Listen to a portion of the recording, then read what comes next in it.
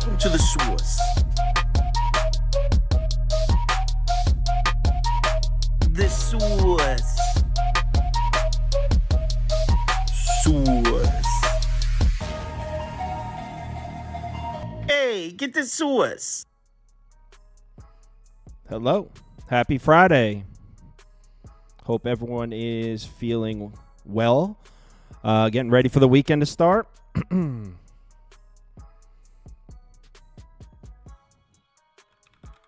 Am I alive? There we go. Yep, I'm alive. So, how'd everyone's Thursday go? I went 2-2 in the baseball bets, but both my bets were plus money. So I ended up making a few dollars, nothing crazy. Lost a few dollars on the Mavs plus 6.5, but didn't really care too much about that. It was a light bet. To be honest, the gap between the conference finals and the NBA finals, the 7-8 days off, that really killed it. Because, I mean, it's baseball season. We've been looking at baseball, nothing but baseball for a week. Then all of a sudden it's like, oh, we'll talk basketball again. It's like, my basketball spreadsheet's been closed for So that gap was tough. I'm sure that's not what the league wanted.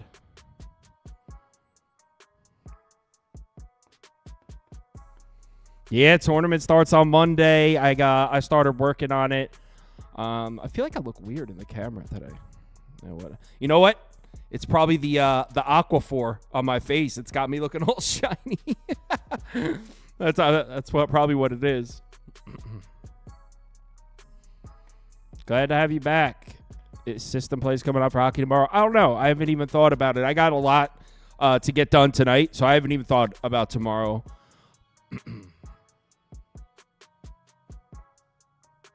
I know you're shiny. I know I put Aquaphor on my face. I've been having dry skin issues.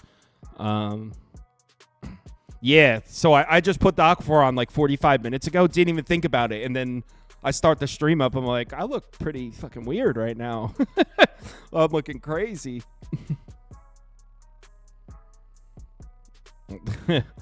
No, I mean it does. It definitely happens when the seasons change. Like when winter starts and gets real cold, it happens. And then when it starts, it just got really hot in Jersey.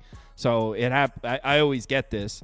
This one was particularly bad though. This one it's still there, but we'll see.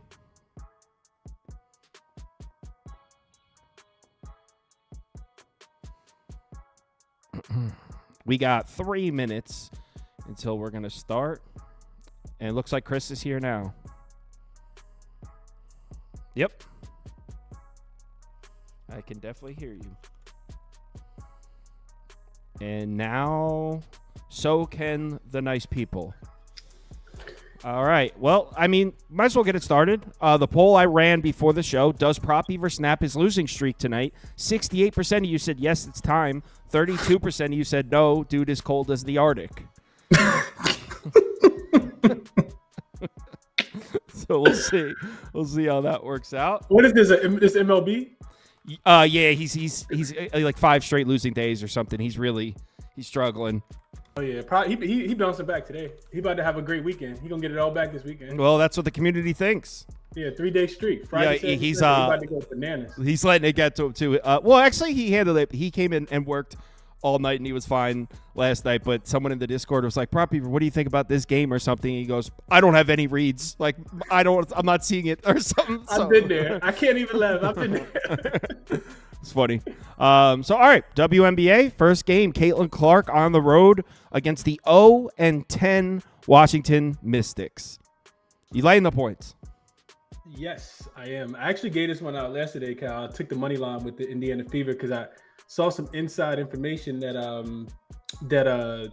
Shakira Austin was going to miss this game as well. And really, this one is it's a spot play. I'm not big on the Fever, but I did go back and look at their schedule. It's been super difficult, of course. They're one of only 2 teams. Them and the Liberty are the only 2 teams that played 11 games so far. And they played the really tough teams. They've had to play against the Liberty 3 times. They've had to play against the Connecticut Sun 2 times. And you factor in just the 11 game. And the rest advantage here is like tremendous. I know that in my opinion, the Mystics still gonna fight hard. Like they gonna want to get a win, but I'm not going near this team with a 10-foot pole if they don't have Shakira Austin and Brittany Sykes. And it looks like they're shutting Brittany Sykes down for a while. She's without a timetable. Shakira Austin also missing. So this is the spot for the Fever. You have a team that hasn't played since Sunday when they lost to the New York Liberty versus a team that's played 3 games in 4 days. And we've seen it, like if you've been watching the WNBA, the Mystics just run out of gas in the second half. They did it again yesterday. They had the lead against the Chicago Sky at halftime yesterday, and they might have scored like 25 points combined in the second half. So, yeah, I think Fever get their second road win of the season, and I like this spot for them here tonight. All right, Indiana -3. And also, real quick, for people who have FanDuel, I only saw this market open on FanDuel earlier this morning. So you can think when I talk about that spot and think about the Fever being the Mystics being the worst offense in the WNBA, you can get the fourth quarter like just money line at like a -113. And I absolutely think that's in play tonight for the Fever because you expect the Mystics just to run out of gas. They're also the worst fourth quarter offense. So if you don't want to take the full spread, you worried about the number being at 3, just take the fourth quarter because you expect the Mystics to run out of gas here. And Ski is said he's on the Fever first half money line, I think is what he said. He's on the Mystics first half money line. Oh, Mystics. I didn't even see that. I just saw get in, get out. That's what I saw. They've been pretty they come out fighting, like I said, guys, like all bad teams do. Bad teams they throw their best punch early and they run out of gas. And that's what I'm expecting here. As the game goes on, Fever having a 4-day rest advantage, they should be able to take care of business. Even if the Mystics do cover first half. And so I said, Ski, you want to hop on? And he said, eating Popeyes right now, just gonna watch. So Ski's eating Popeyes watching. Hey, Ski do pretty good when he eat Popeyes too. So someone should track that. Like with Ski, whatever fast food chain Ski picks, like his win rate. Someone said he had an excellent win rate when he hits when he goes to. Damn it, I forget which one it was. When he goes to one, that he always wins. I don't know if they were joking or not, but it was probably hilarious. Raising Kings. It's Raising Kings, Popeyes. I forgot what else he eat at, but Chipotle, like them is. I think it was Chipotle. I think it was Chipotle. Might be Chipotle. Yeah. Yeah, when Ski goes to Chipotle, just blindly tail.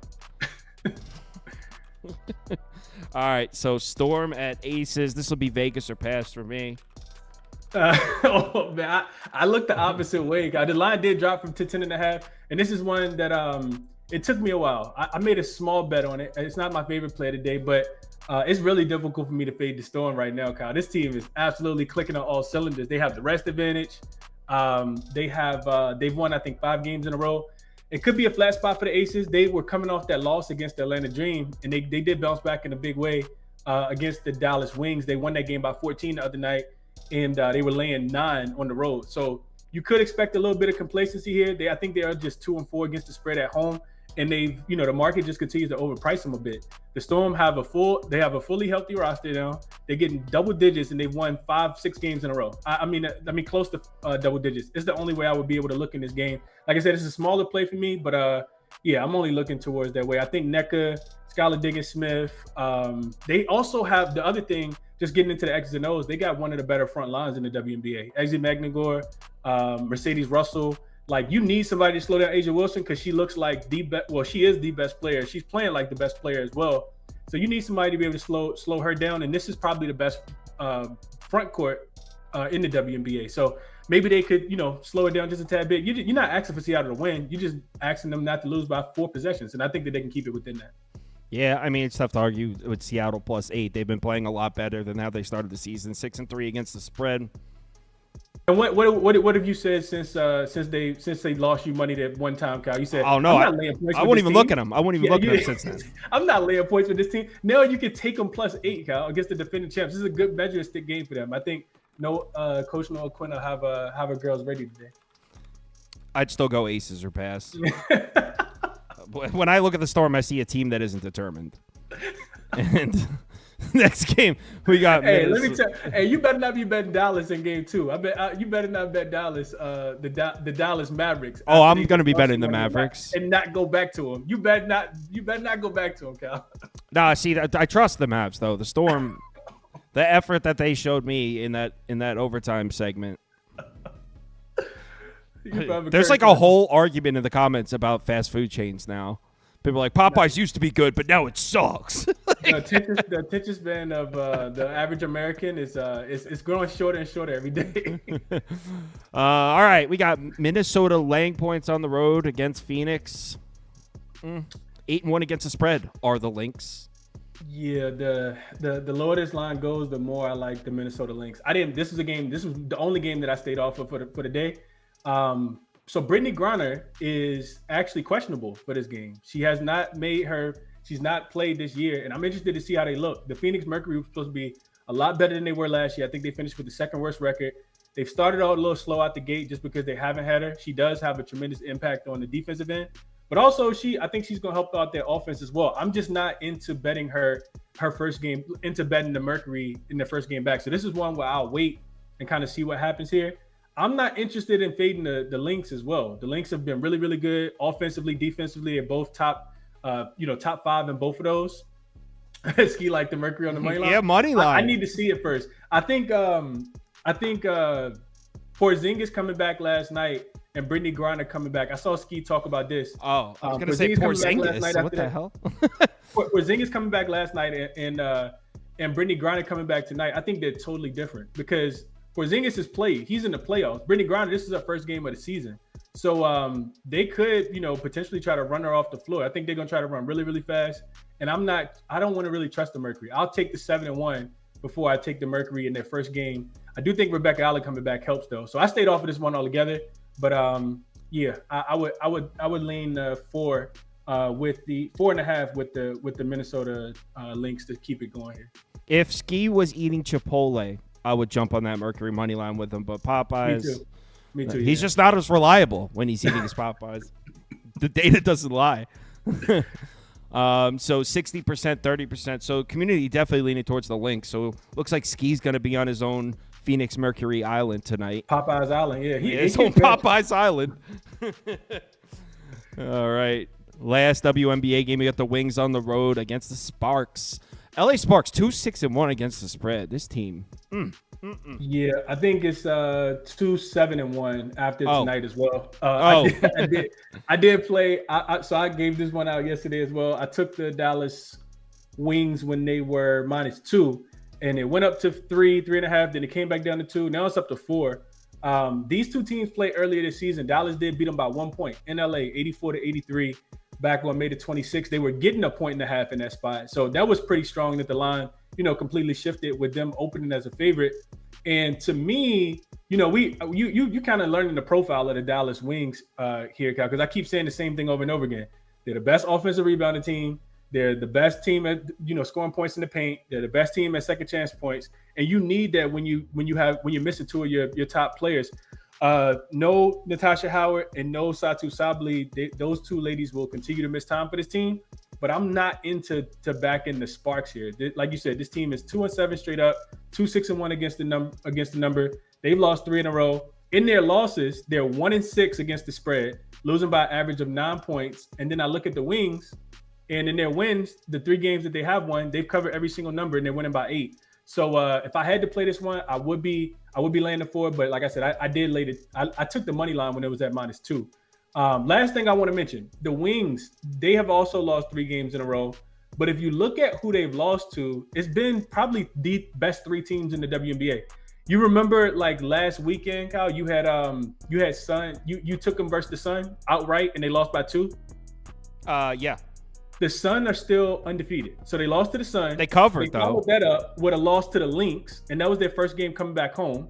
And then they lost to the Aces. So perfect bounce back spot after losing to the 3 best teams in the WNBA, or arguably the 3 or 4 best teams in the WNBA. So I do think that they win tonight. Big game from Marike Kumuwale. She shot just what did I have it in my notes? She shot just 7 for 30 from the field in that last game, and she shot 2 for 12 from the 3-point line. And they still won that game by 1. So I do think they can have enough to get off the losing snide here. And I will take the Dallas Wings here. S. Dot puts in the comments, I'm guessing those are wings emojis, right? Is that what that is? Those are wings, right? I think those are wings, which is all I needed to see. I'll be on the Sparks here. This is a Spark spot all the way. We're polling at 82% Dallas here. Everyone's taking the Dallas Wings here, including S. Dot. Estad in the storm go in the same category for you, huh? Well, no, this is just a pure fade of the square that is S. I just know if I'm on the other side of that guy, it's going to be a turning profit over time. Long term, okay. Playing the long game. All right. Let's talk some MLB baseball. Chris, thanks for joining. Make sure you guys give him a follow. He's tagged in my tweet, so if you follow me, you'll see his name right there. He also has a YouTube show where he does every morning. And Ski, let me know your availability, man. I thought you were doing a show at this time, so I didn't even ask you. So, yeah. I'll talk to you guys later. Let's talk. Best of luck. Best of luck tonight, Kyle. Best of luck to the community. I'm out. Yes, sir.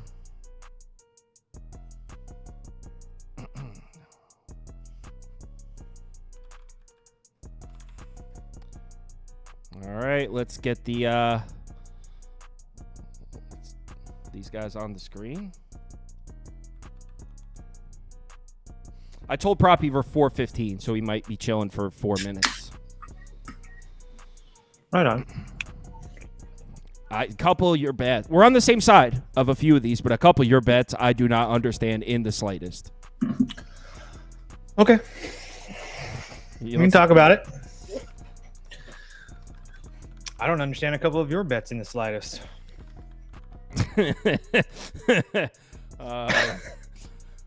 My bets make sense, though, at least. Yeah, I know. Nobody else in the world is going to think Royals at plus money at home has got to bet it. You're like the sharpest guy. It keeps winning. It makes sense that you have this show. If you're pulling out shit like that, it makes sense. I mean, I get it. Oh, shit. I hope we pull at 70% Mariners now, so you're just like, oh.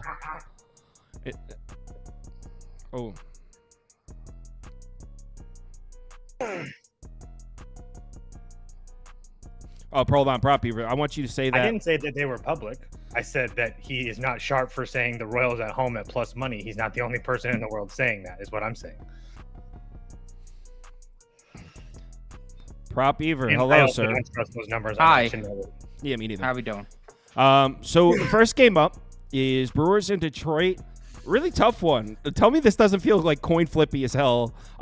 So I'll put a graphic up because I guess if you put a gun to my head, I would bet this. And is it not? Okay, so it's Tobias Myers. It's not Freddie Peralta. When I looked about 45 minutes ago, it looked like Tobias Myers. Is it not? Okay. Tobias Myers is. It is Myers. Yeah. Okay. All right. Yeah, it was undecided like a few hours ago. So this is, I guess with Reese Olson, you got to think Detroit has the starting pitching advantage. Even though Tobias Myers, Prop Beaver doesn't like the guy or doesn't trust him, he hasn't been terrible. He just doesn't really go deep into games. I'm not saying he's been good. It's just there are worse pitchers out there than Tobias Myers. That's all I'll say. If I had to bet this one, I would go here with it. The Brewers bats, they scored 2 runs in their last 3 games. If the Brewers bats are cooling off, there's just no reason to look at them at close to a pick 'em. So, I mean, I know maybe some of you are thinking, Milwaukee's bats will be fine and they'll bounce back. Maybe, but I'm not paying to see it. So it would be Tigers or pass for me. I don't really get with what you're saying with the Tobias Myers thing. I'm a Tobias Myers guy. I stuck up for him multiple times. I tried to back him. No, I tried to back him his last time out against the White Sox, and he sucked. I mean, he just continues to suck every time he's out there. So that's why I think this total's at 8.5. I mean, I don't know what to say about the kid anymore. He just continues to suck. So no hope for Toby this season. I went with Reese Olson over 16.5 outs, kind of like the buy low spot here. Got hit up a bit against that Boston lineup. Wait. You said 16.5? My graphic says 18.5. Is that an Andy mistake? Counting's hard. Yes. So 16.5 is the out total. If it was 18.5 and mine's 105, I got some horrible value on that one. We got Reese Olson at the crib. The man's a different breed in Comerica Park. 0.65 ERA, 185 WOBA, 0.80 WHIP. Now, it's worth noting he didn't face the toughest of competition. I mean, the Blue Jays, Marlins, Royals, Rangers. Nobody really stands out there. This is a serious step up in competition against this Brewers lineup that's 4th in WRC plus overall, 6th in WRC plus on the road against righties. But I feel like we're starting to see a bit of a slowdown with these Brewers bats against righties. I mean, the last 7 to face them, 2.79 ERA, 0.43 home run per 9, and a 0.90 WHIP. Through the first 6 innings against righties during that span since May 26th, 26th in WRC plus and 30th in ISO. Who were the righties that went under this line during that span? We got Nick Nostrani, who really shouldn't be in the pros at this point. Any other organization would have him in the minors. And then Eric Fetty, who has looked awful on the road, but has been a hero and a GOAT at home. So I think that there's some value there. Olsen's under his last 2 or 3 starts. I think that's the only reason we're even getting this number. But he's 4-0 at home this season, averaging 21 outs per game. He's now cashed this in 7 straight home starts going back to last season, averaging 20. And what stands out to me is how many total batters he's facing. 22 plus in all but one of his healthy starts. That's a pretty long leash right there. And the last 9 of 11 righties to face the Brewers with 22 plus total batters faced, they've cashed this number, averaging 18. I just think that there's some really nice value in Olsen here against this Brewers lineup that I'm really not too in love with right now. I'm hoping that the Brewers struggles against Wheeler Nola weren't just because they're Wheeler and Nola. I mean, we've seen Nola look pretty shitty in the past against some cold lineups. So yeah, riding with my boy Reese at home. He's a wagon at home. Probably, were you down to take a quick fan question? Sure. Someone says, Prop Beaver, what is your favorite kind of wood? Oak, cherry, maple, or pine? It used to be oak until the incident, so probably maple now. Ever since the incident, right? Mm-hmm. Yeah. Toast, did you make a play of this one? No, because it was undecided, and then I did all my write-ups and stuff. I don't understand how we don't play under 8.5 personally. I'm not in a spot where, I mean, even if Tobias Myers is bad, I'm not in a spot to think that Detroit's going to put up a whole bunch of runs on him personally. Agreed. So, I mean, at 8.5 with both bullpens absolutely rested and ready to go. Reese Olsen has been really, really good all year. I mean, they don't ever win. That's why I'm not playing Detroit. They're 2-9 when Reese Olsen starts. For whatever reason, he can go 8 innings, 3 hits, and no runs, and they still lose that game to the freaking Marlins. For whatever reason, they're not winning games when he pitches. So I'm not going to try to figure out the day that it does. But I feel like 8.5 is way, way too high here. So I'm actually going to probably play that myself, actually, when we're done with the show. Yeah, I was considering an under too in this one. To be honest, before Myers was even named the starter, I was like, I think this might be an under. The graphic says 8.5, but it's the graphic says 8 on the screen. It's mostly 8.5s. So when Andy made it, he must have saw it 8, but it looks like it's mostly 8.5 across the board. Or actually, the sheet makes those automatically. So, all right. So our poll is leaning towards the Brewers. So it looks like community thinks the Brewers bats are going to bounce back. I personally think that's the wrong side, but I'm not betting it, so I won't argue with you. Next up, Twins Pirates. I bet this one, and I'm the squarest dude alive. But you know what? All 4 my picks yesterday were square, and I went 2-2 and won a few dollars. Square lives matter, guys. Jesus Christ. I think Toast is actually on the same bet as me. You're on the Twins too, right? Yeah, I took the Twins. And you know, I'm a little pissed because I saw this. I looked at this game and it was minus 120. And I was like, this price is sketching me out. I want to take the Twins. And then I looked a little bit later and it was minus 130. And then I was like, why the hell didn't I just take it at the minus 120? Whatever. It's 10 cents. But I played the Twins. Everything on paper. And now I know the games aren't played on paper, but everything on paper points to Joe Ryan dealing here. Pirates lineup against righties. I mean, he should pitch a great game. And against bad lineups, he's going deep into games. If you look at his game logs, the last 3 or 4 times he's faced a bad lineup, I think he went 6 or 2/3 or deeper every single time. So we should see a 6-7 inning solid start out of Joe Ryan. This isn't really a fade of Mitch Keller. I would also lean under here. It's not that I think that the Twins are going to go off. I just think that runs are going to be really tough to come by for the Pirates. So if I can get 3 or 4 out of the Twins, I think I win the bet. Like I said, I would also lean under or Pirates team total under, but I felt safe just laying the minus 130. So I am on the Twins.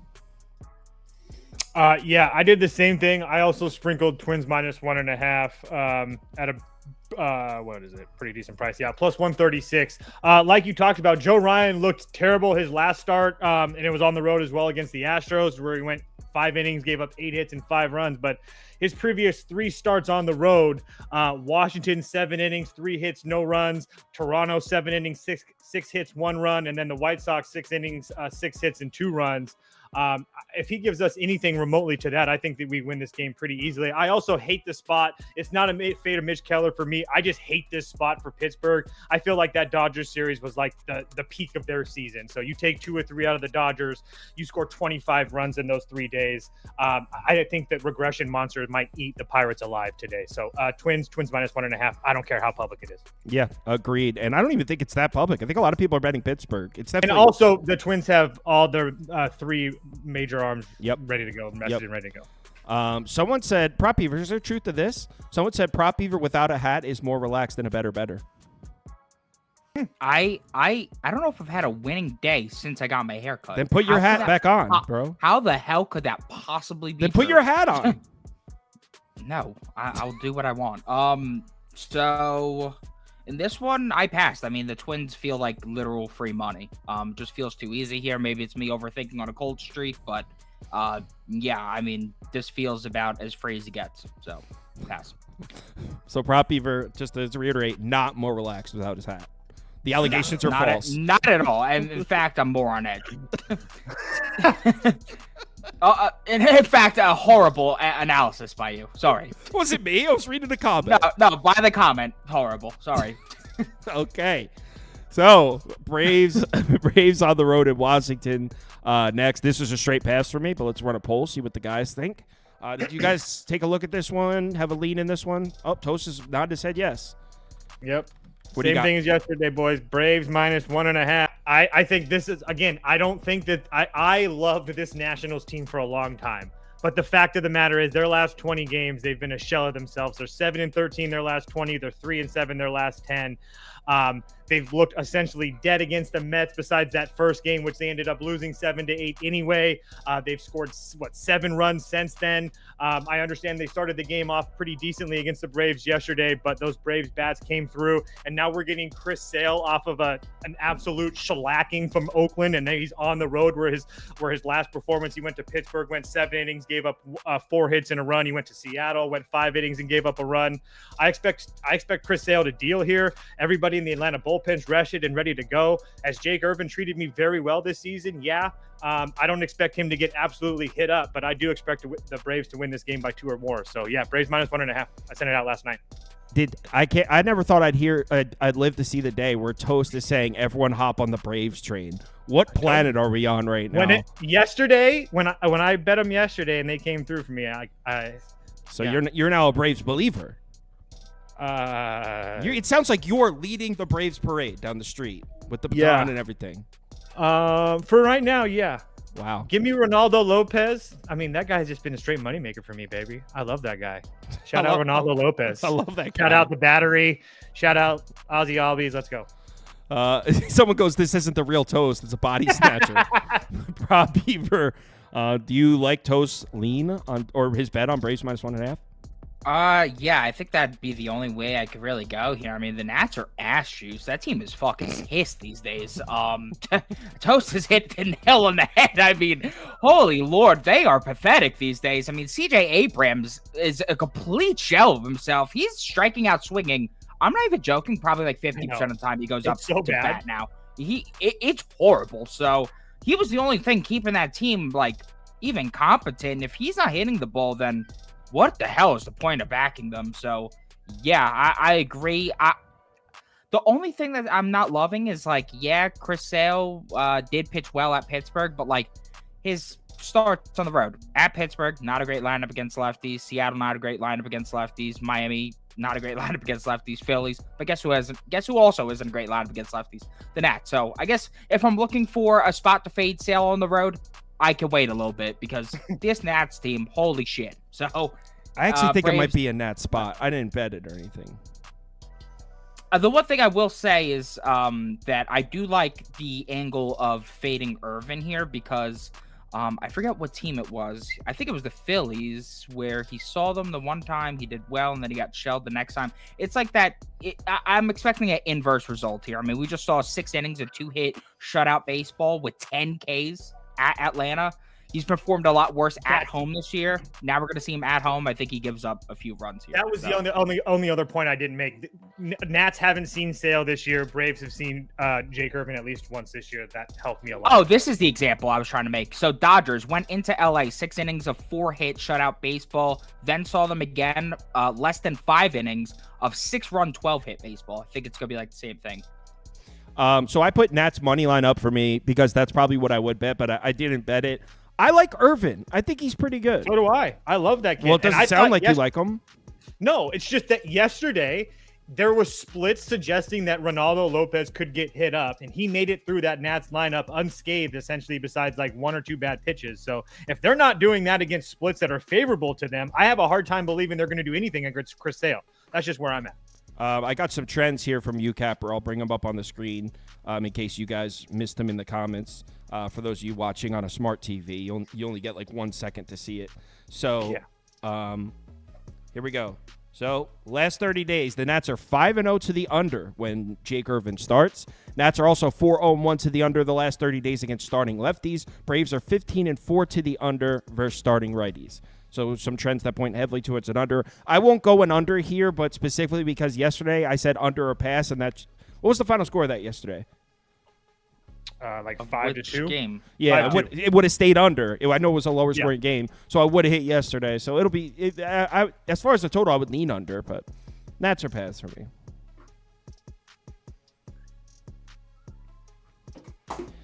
Baltimore, Tampa, over game. Over. This total was at 7.5 this morning. It's now at 8.5, I believe, minus 120.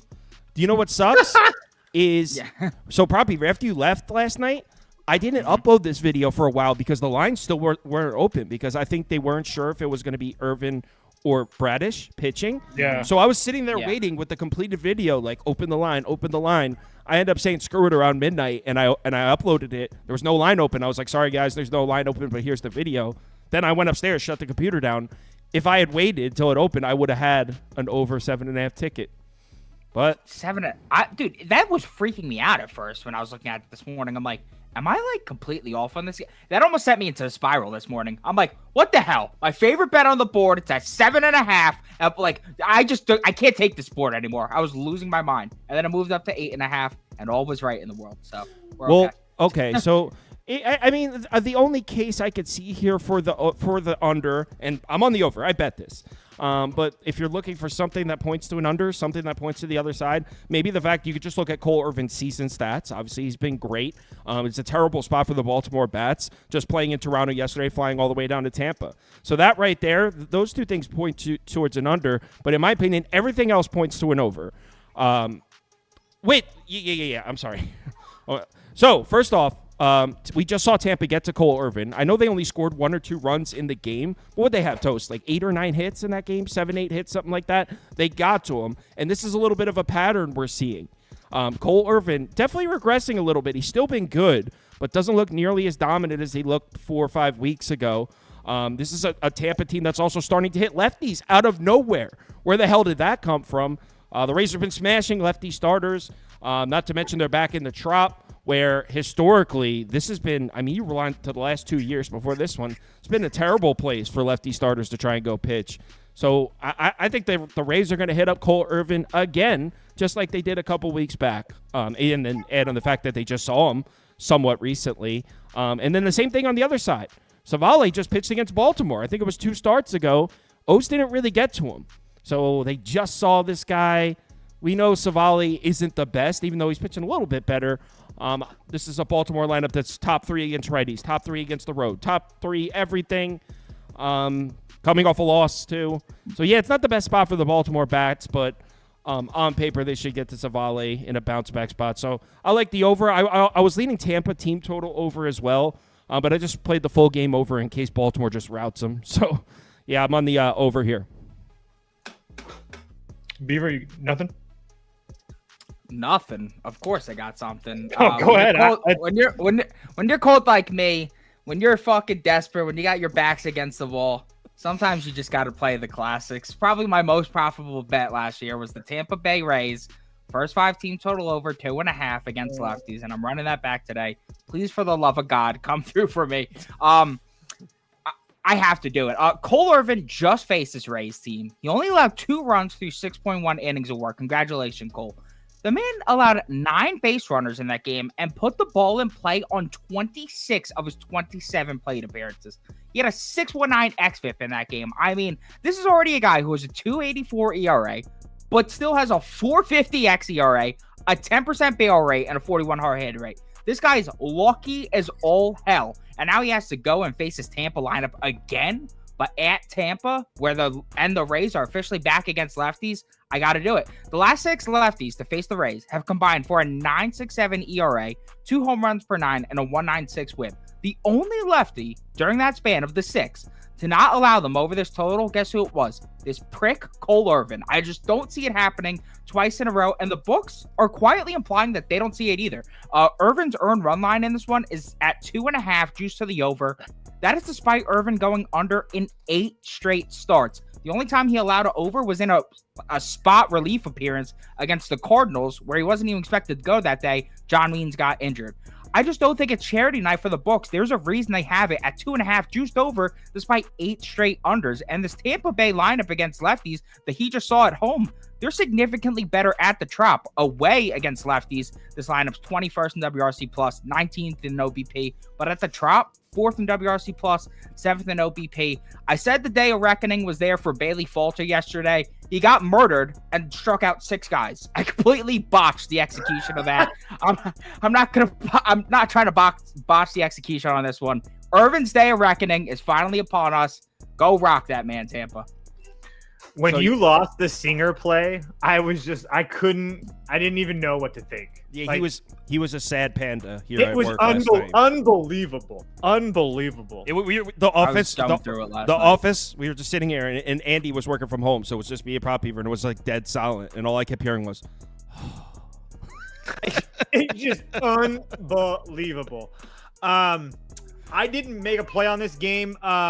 It was like one of the games I didn't really love, but if I'm going off of what you guys are saying and I'm looking at all these both these bullpens being fresh, I would play first 5 over 4.5 because I don't think you're going to get to the over 8.5 without seeing some runs in the first half of this game. So if I had to make a play, I did not bet this, but I'm actually thinking about it now because those are some convincing arguments. So I would go first 5 over 4.5.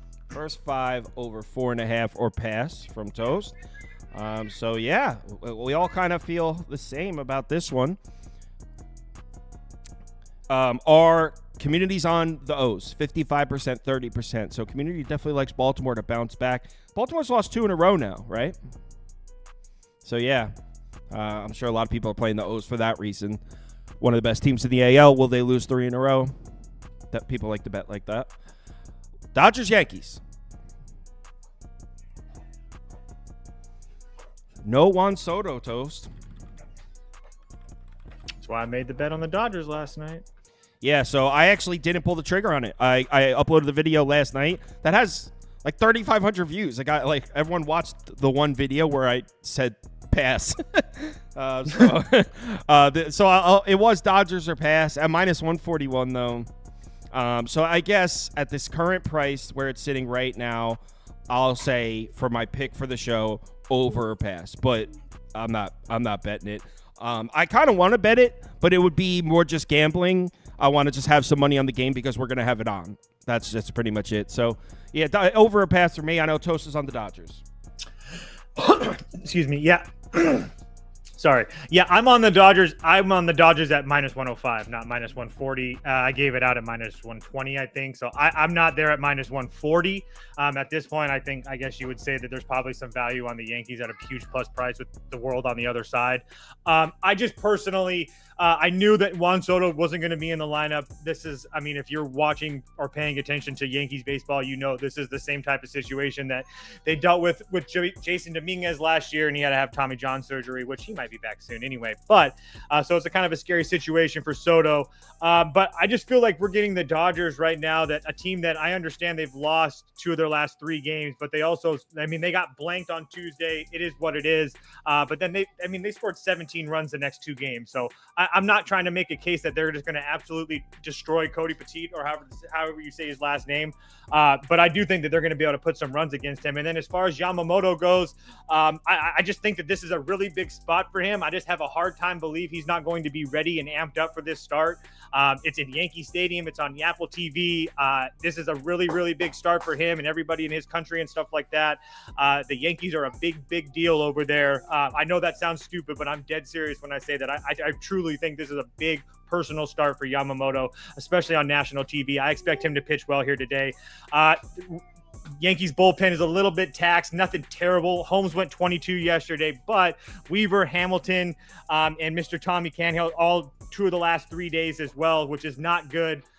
Everybody in the Dodgers pitched yesterday, but they all had days off prior to that, so I'm not really too worried about the Dodgers bullpen either.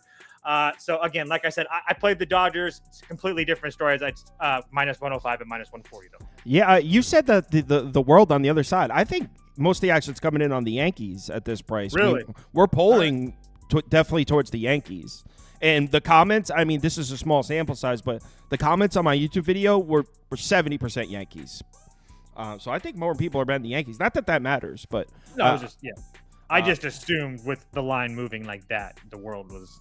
No, I mean, probably indicative of some sharp money coming in on the Dodgers. But as far as like what the public action is doing, I think they're on the Yanks. Prop Beaver? Yeah, I kind of agree with what Toast said. I mean, unfortunately, at this price, I feel it would be Yankees or pass. I mean, Reese, quiet down. Reese, pipe down. Talk now. Reese feels the same way. He's a big Yankees guy. He's been making a killing with his team. He's a bomber, I could tell. So Dodgers have been a must bet against lefties. I mean, contrary to what I thought going into this season, I mean, what the hell? This team has now covered the run line in 9 straight affairs against lefties. So they are actually the lefty killers. But the last 6 and 8 righties to face Dodgers have not only beat them, but they've recorded a win. So that's pretty crazy in my eyes. And I understand the importance of losing a guy like Soto, but there are still a lot of guys in this Yankees lineup producing at a high level. Both bullpens pretty taxed. Yankees at home, I don't know. That would be the way I lean. Obviously, I not love it. I don't love it. I'm not getting to the window on it or anything. I'm rooting for my brother Toast, but yeah, that's how I would lean here. All right. I think Toast is the only one of us that actually has a bet on the game. Next up. I agree with everything that you said, though, so it's not like. Yeah. All right. So we talked about this one this morning in the Discord. I'm just frustrated with this game. Yeah, I want to bet the Reds so bad. So bad. I know. Well, A, I hate the instant rematch, and B, I don't really love the fact that Lodolo just saw them. He only allowed 2 runs, but he allowed a lot of base runners, so he kind of got lucky in a way. And now he's going to be back at home where I don't really trust Lodolo. He's kind of like Hunter Green in that aspect where I'd much rather back Lodolo on the road. So that just kind of makes it tough. His only home start against the Cubs was also dog shit. Now, I know that was a while ago, and the Cubs this season against lefties are absolutely putrid, but I feel like that just makes it tough a bit. I know a lot of people are fading Steele today. But I don't know. Here's the thing. I was just gonna say, the dude Charles in our Discord sent me a thing asking because it was weird because they have Steele's earned runs at 2.5 plus 100 to the over, minus 125 to the under. So it's like, he's asking, like, are they giving away just free money? Because he's been absolutely slaughtered by this Cubs team the last 3 times that he's seen 5, 5, and 6 runs. So you're saying that I'm sorry, 4 of the last 5. So that line would be indicative to saying they like Steele to pitch well today. Correct. Yeah. It's sketchy. I mean, yeah, Steele does literally get murdered every time. But I couldn't find any like logical baseball reason of why. And I'm in a spot where I played the Reds for a while. I didn't play them yesterday because I didn't like the spot. And now I feel like if I didn't play them yesterday, they win. And now I jump on the train and then they're going to lose. And I'm going to be like, oh, you're an idiot. Like, I don't know. I don't know. That's why I stay away from these tricky instant rematches. I'm passing. Yeah, me too. It'd be Cubs or pass. I can't. Cubs or pass? It's just how does this make sense? Like, That's the only reason why I say that. I mean, let's just steals 5 starts against the Reds since 2022. 2 innings, 7 hits, 7 runs. 5 innings, 6 hits. 6 innings. 5 innings, 6 hits, 1 run. That's his only good start. 3 2/3, 10 hits, 5 runs. 6 innings, 8 hits, 5 runs. 5 innings, 7 hits, 5 runs. So some of them weren't earned, but either way, that's the only thing that you can say is that maybe the defense behind him wasn't that great. But regardless, he still walked 4 guys his last start when he faced him earlier this year too. So that's not good either. He's allowed 8. He's allowed 8 base runners in 5 straight starts against them, and they have his ERA line juiced to the under. That is freakish. At Great American Ballpark, that is freakish. Why? What? I don't know. I have no clue. Hits allowed for Steele. His last one, 8, 7, 10, 6, 7. His last 5 starts against Cincinnati. What's his hit line at now? Oh, actually, great question, Kyle. Is it at 5.5? If it's at 5.5, I'm sketched out. That's why you own the company. Let's see. Hits allowed. It's at 5.5, juiced under -155. What? Sketchy. Yes, they're telling you okay. So why? I don't, bro. Steele's gonna deal? Absolutely not. I refuse to touch that. Sketchy as all hell. Like, how does that make any sense? I don't know. All right, witchcraft. Screw it. Polls all over the Reds. Witchcraft. Polls all over the Reds. 70%, 20% Cincinnati. Not only is he over against the Reds almost every time, he's over his last 4 or 5 starts. Like, that is the weirdest line I've ever seen. What the hell, man? And what's crazy is this line also gives me an aneurysm. I don't even understand this line. None of this game makes no sense to me. All of Ryan Weathers' lines today are free. The earned run line is free. The friggin' outs line is free. The strikeout line. Back Ryan Weathers today. Back him. And then, like, the Cleveland Guardians money line's only -110. So it's like, well, are they going to get to him? Okay. If they are, then maybe. I don't know. I'll just let you talk. I can't. We move on to the next one, and tell me this is not a fish spot, man. It's a Marlins spot. I didn't make my ticket, but so first of all, Weathers has been excellent, like really good. You got Cleveland coming off a much more important series against their division rival. I'm calling them rivals. No, that's 100%. So right now, that's a huge series. They lost. They just coming off a loss where they blew a late lead. Then they go on the road to Miami, which is going to be this series in Miami is going to be right. I mean, one of the least important series of the season. It's an NL team, a bad NL team. I'm not saying Cleveland doesn't give a shit, but it's a terrible spot for Cleveland against a really good lefty. Logan Allen making a road start. I mean, is that something you want to put your money on? So if there was ever a spot to bet the Marlins, it would be this one. But I'm a little worried because the Marlins have been terrible in the first games of series this year. So in game 1 of a new series, the Marlins have a terrible record. If you're the type of person that would bet or not bet based on that, it's really bad, the record. I don't have it in front of me, but game 1 of a new series has not been the spot to bet the Marlins. So this is Marlins or pass for me. And also, when I first looked at it, I was like, oh, I'll play the fish here. I opened it up expecting to see like a +112, +108, like -105. Get the fuck. No. I even saw a couple books had it at a pick'em.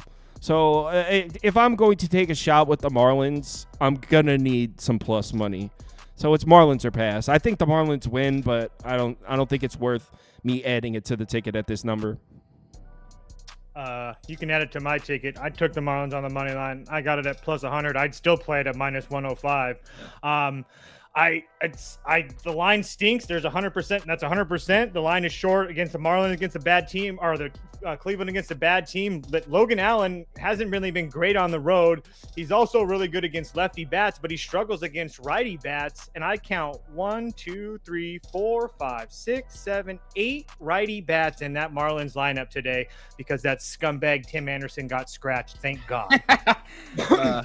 which is, I think that's only a plus for us. You have Cleveland, like Sauce said, coming off a series, a quick 2-game series against the Royals, and now they got to hop on a plane and fly all the way to Miami. The Cleveland bullpen isn't in a great shape either. They're going to have Clase available, but they're also going to have, Cade Smith and Barlow have went 2 of the last 3 days.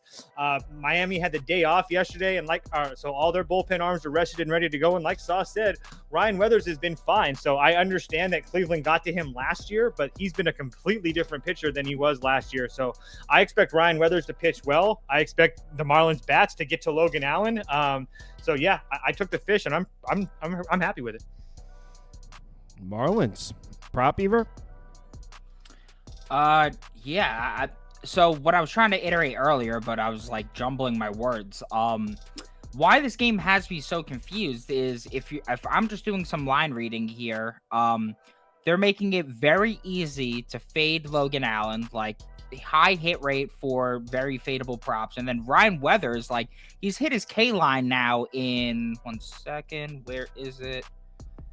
Yeah, so he's hit his K line in 3 straight games, absolutely murdering the total. And they have it at 4.5 at like -125.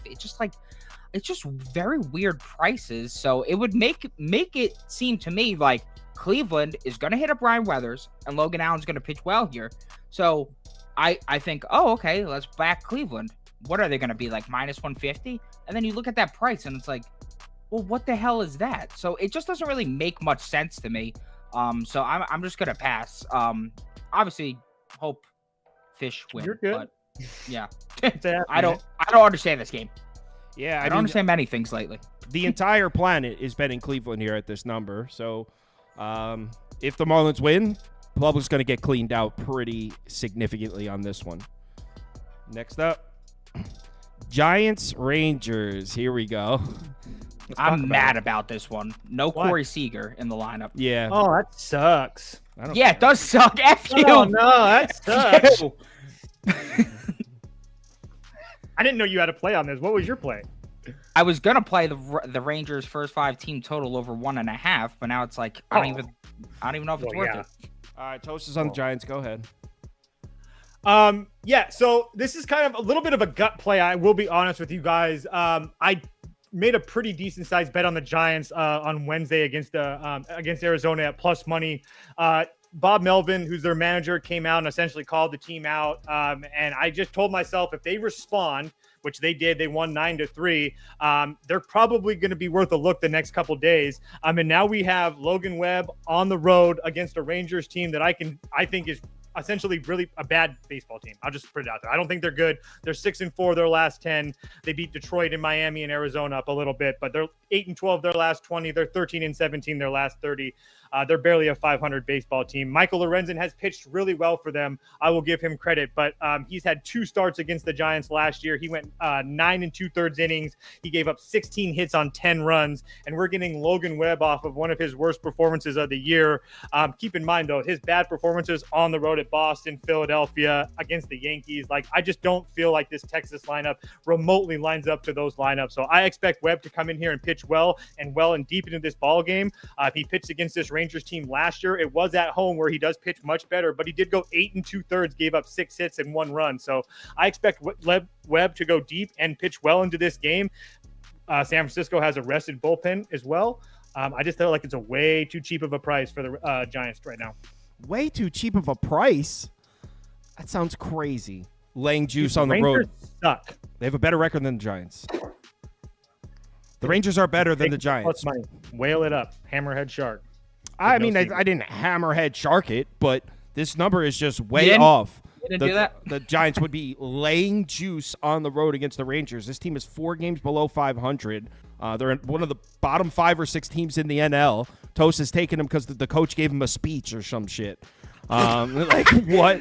No way. Logan Webb actually been pretty good on the road this year, but historically, last couple of years on the road is when it's been the spot to fade him. Actually, if you line up the numbers, Michael Lorenzen's been every bit as good as Logan Webb this year. Giants were hitting righties a couple weeks back, seem to be cooling off. Last couple righty starters they've seen. Actually, let's pull it up because I actually forget the names that I saw. But whether or not You think Michael Lorenzen's going to pitch well? I think he has been pitching really well. He's been pitching really well at home. Giants haven't been hitting righties, and the Rangers bullpen is starting to wake up finally. Rangers bullpen got off to a terrible start this season, finally starting to come around. So at this price, how do you not take the Rangers at home? And I mean, we're polling. People are betting the Giants. So I don't think the 47%, 42% on San Francisco. So get in the Rangers. I think these two teams are pretty close to even. And I'm getting the one at home at plus money. So it seems like a easy decision for me. Rangers. God damn it, man. Why is Corey Seager out of the lineup? Because he left the game. He left the game holding his hamstring the other day. Oh, well, that would make more sense. Yeah, so wow, that really takes the wind out of my sails. It's Texas Rangers first 5 team total over 1.5. Confidence level on it went from way up there to down here. I guess the same sentiment really does apply, though, so I'll still go through it a little bit. I mean, Logan Webb, we like to back him at home. On the road, not so much. I mean, on the road, he's got a 4.34 ERA this year, 147 whip. And I got to be honest, I feel like he's getting really lucky this season. He's got a 2.95 ERA and a career low 0.3 home run per 9.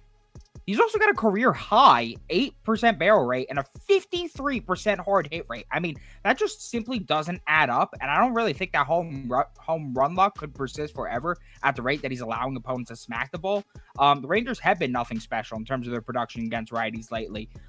They're 26 in WRC+, 15th in ISO, 26 in OBP the last 2 weeks. But go ahead and filter that by the first half of the game compared to the second half of the game. Innings 6 through 9, 29th, 30th, and 30th in WRC+, ISO, and slug. But through the first 5 innings, 10th, 4th, and 6th, so they're hitting righties to open the game. They're hitting starting right-handed pitching. And during that span, they faced 8 starting righties. They've hit this total against 7 of them. They've managed a home run off the last 11 of 12 healthy righties they faced. And the icing on the cake for me is the fact that the Rangers still, even today with Seager out, are starting 5 lefties. Webb has been bad on the road already, but against lefties, it gets even worse. 382 WOBA, 181 whip, a 10% barrel rate, and a 66% hard hit rate. That's unholy. Opponents are over the mark in 5 of Webb's 7 road starts, with the 2 lone misses being the Rays, who had 7 righties in that game, and the Mets, who are 27th in WRC+ versus righties at home. Webb's K-line is at 4.5, a line he's over in 6 straight starts. He's allowed 2+ runs in his last 9 of 11 road starts with 5 or less Ks in 2023. So I'm assuming the books aren't charity. Rangers aren't striking out much lately. I would assume that he only gets 5 or less there. So I think that we're going to see some runs here. I think we're going to see some balls put in play. We only need a bloop and a blast, and it's only priced at -125. The thing that's going to ultimately keep me off, though, is the fact that if we look at the last 2 weeks, through the first 5 against those starting right-handed pitching, guess who has 5 home runs? Corey Seager. The rest of the lineup has 3 combined. There's no reason. There is 0 reason to back this with no Corey Seager. I was going to say, Corey Seager's only 1.2 OPS isn't doing anything. That's what I'm saying. He's the entire offense. Doing everything. So now, honestly, now that we put in perspective, if this guy's out a while, I'm going to be fading the shit out of this lineup. I don't think he's out a while. I think it's like a strained hamstring or something. I don't know. Whatever. So here, the righty starters against the Giants. Ryan Nelson, 7 2/3, 2 runs. At home. Cody, make sure to mention at home. Yeah, this broke the system. Cody Petit blanked him. Stroman, but Stroman's been a beast. Zach Wheeler's a beast. Then they got to Taijuan Walker on the 27th, and before that, they couldn't get to Hauser. So this Giants lineup was hitting righties 2-3 weeks ago. They are not as of late. So I'm not laying juice with them on the road. Rangers up. Boston versus Chicago, the White Sox version. The White Sox version. It's the battle of the Sox here. Oh, I didn't even realize that. Yeah, touche. It's a sock off. It's a sock off. Proppy, you have a bet in the sock off?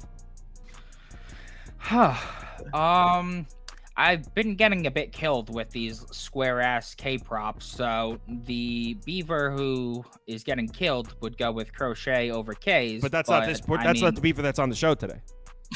That's not this Beaver. We didn't schedule that guy. Exactly. You didn't book that guy. He's $50 an hour. This Beaver, the free Beaver, is not betting this game because Crochet over 7.5K is about as free as it gets. I'm not doing it. Boston is great to do K overs against at Boston. For some reason, this team sucks at Fenway, and that also correlates to strikeouts. They are just so much less disciplined at Fenway, but on the road, a lot of those guys who strike out at a high rate, you're seeing their K percentage dip by like almost a third of their normal K percentage, which is a pretty massive difference. So while it is appealing to back Crochet at home, where the guy's been magnificent thus far, I just don't really think I'm gonna get there. I did see a trend today that favorites on a 13-game losing streak, I believe, are 12-4 in the last 16 opportunities. So put up the White Sox for me. Cooper Criswell, I don't think he's good. So yeah. It'll be White Sox or pass? White Sox or pass. I mean, I know a lot of people are like, White Sox at minus 113. I mean, this price is definitely a testament to how good Crochet's been because he's been a beast. It's been almost unhittable, amazing. But I'm not putting a White Sox logo below my face at minus 113, that's for sure. Toast, didn't you actually bet Boston here? Yeah, I bet Boston at plus 100. Pure play on the number for me. It's that simple. If you're going to give me plus money to fade the White Sox, I'm going to do it. That's a cool trend and everything. And I will admit that the White Sox, I'll admit that the White Sox are probably going to win a game sooner or later, but against a Red Sox team that over their last few games, I know that some of them were at home, but 14 runs, 9 runs, 3, 4, 6, 7. I understand that it wasn't all against lefties, but they did see Max Fried and stuff. Crochet's been awesome. But if you're going to give me this White Sox or this Red Sox team at plus 100, a team that plays much better on the road, that scored 14 runs yesterday. Again, I understand that guy wasn't a lefty, but the Red Sox play much better on the road, and the White Sox continue to find ways to lose games. So I'll be all right. I'll take my chances at plus 100. Yeah, I just had a flashback. I would change it to the first 5. I've seen enough of the White Sox bullpen. Well, not the best unit. Not a great unit. Not a great unit. What's the first 5 price even at though? I'll go ahead and check It's probably gonna. Oh! That's what I'm saying. God, just pass. Jesus Christ, man. Yeah, obviously, if they're minus 113, all because of the starting pitcher to play the first 5 is obviously going to be expensive. It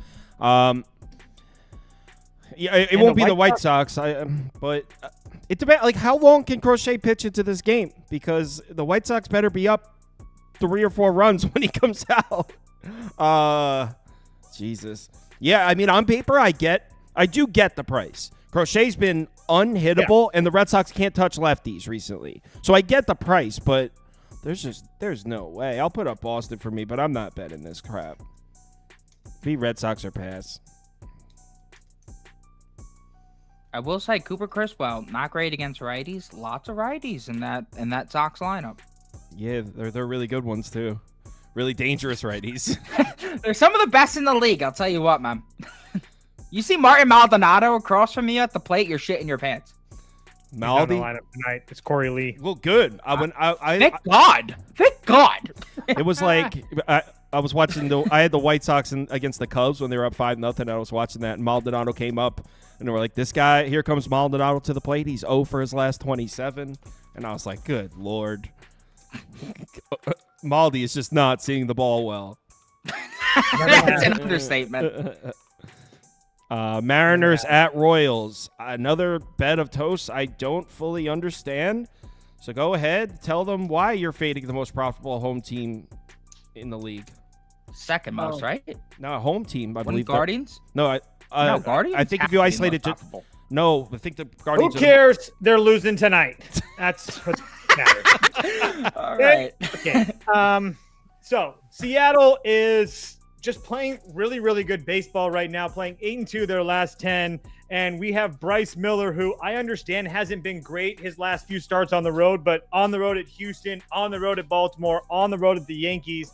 This is a pretty big step down in class for him. I expect him to pitch well here today. Is there some issues with the Seattle bullpen? Yeah, I'll give you that. But at the same time, I think that Saucedo and Thornton is really 2 of the most underrated arms in Major League Baseball right now. The Seattle bullpen is just fine. So I don't really worry about them. And the Royals are just playing like crap right now.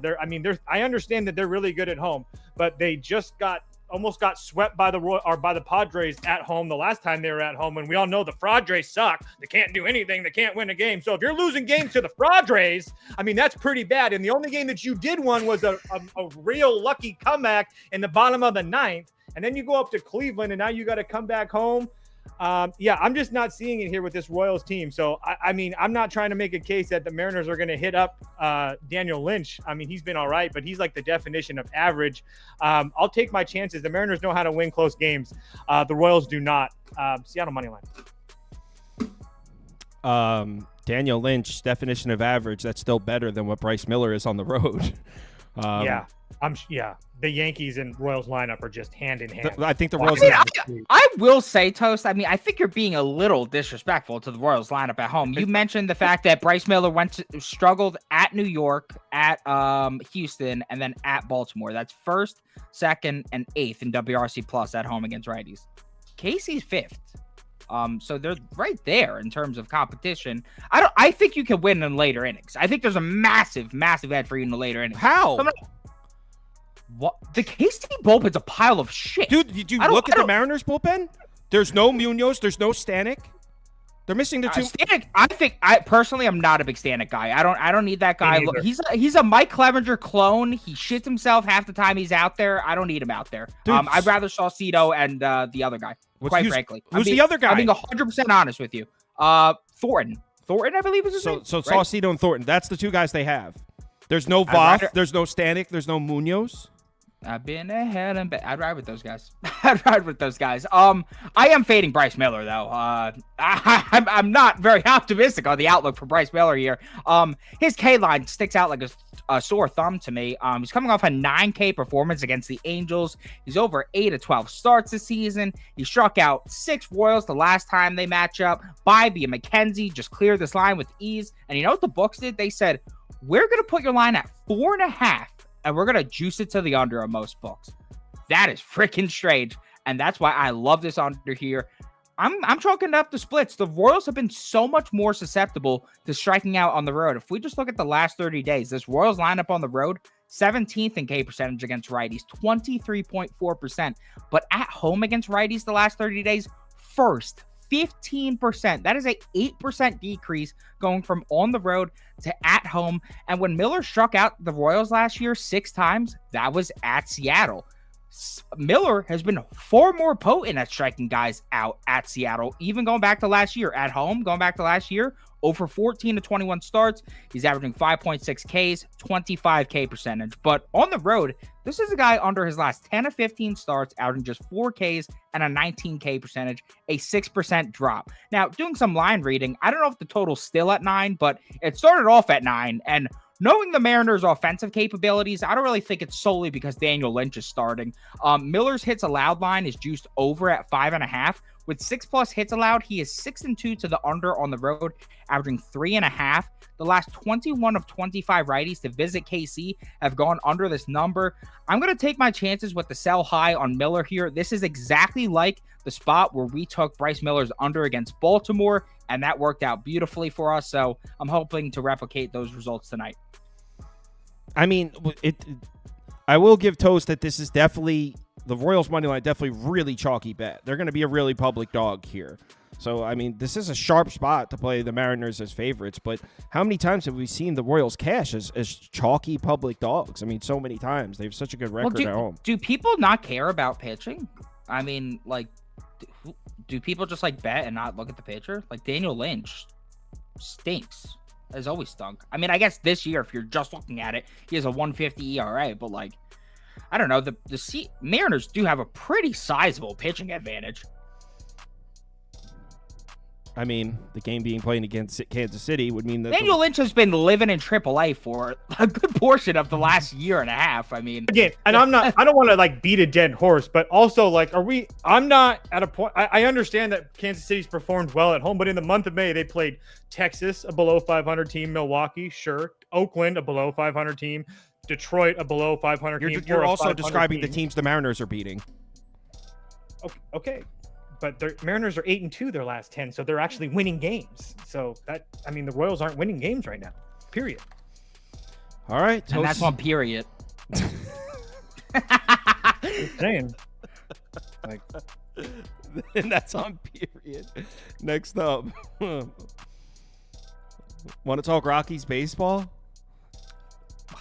you want to talk that Sonny Gray sucks and I'm an idiot? And I'm an idiot.